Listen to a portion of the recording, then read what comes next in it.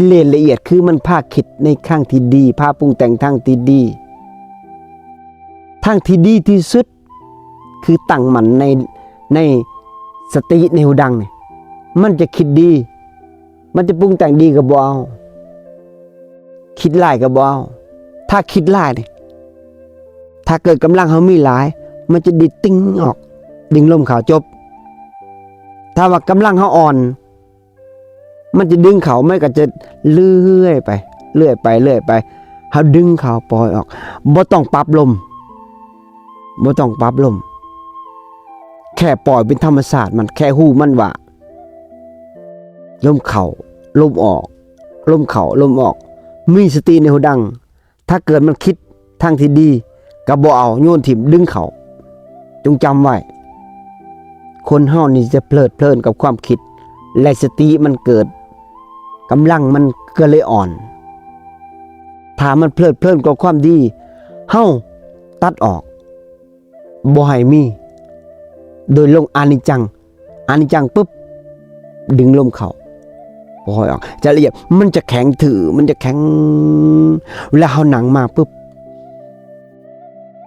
นั่งคือเมื่อเช้านี่นั่งจนหดภาษาง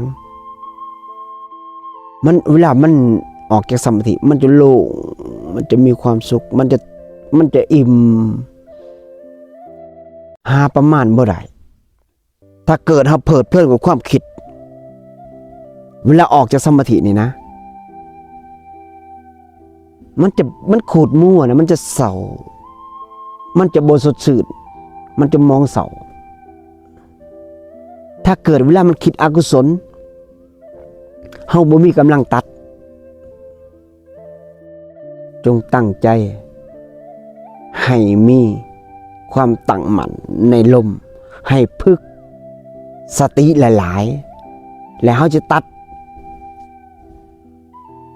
อกุศลนี้ได้มันคิดบ่ดีนี่โยนปึ๊บตัดปึ๊บอานิจจังตัดปึ๊บอานิจจังตัดปึ๊บสายตามเห็นปึ๊บมันจะเลี้ยวเลยปรุงแต่งเลยจิตใจโตที่ใส่สตินี่หลั่งความมองเสาหลั่งอกุศลหลั่งที่คิดบ่ดีหลั่งความอิจฉาพยาบาทหลั่งความลิษยาออกให้เฮาเฮ็ดจิตใจให้เป็นพุทธะอย่าเฮ็ดจิตใจแบบเทวทัตเห็นบ่เทวทัตเพิ่นตกนรกนี่ยังไม่ได้ขึ้นเลยย้อนหยังก็ย้อนอาฆาตพยาบาทอิจฉาริษยาองค์สัมมาสัมพุทธเจ้าเฮาปานนี้ยังบ่ขึ้นเลยนี่แหละเฮาตัดออกจิตโตอิจฉา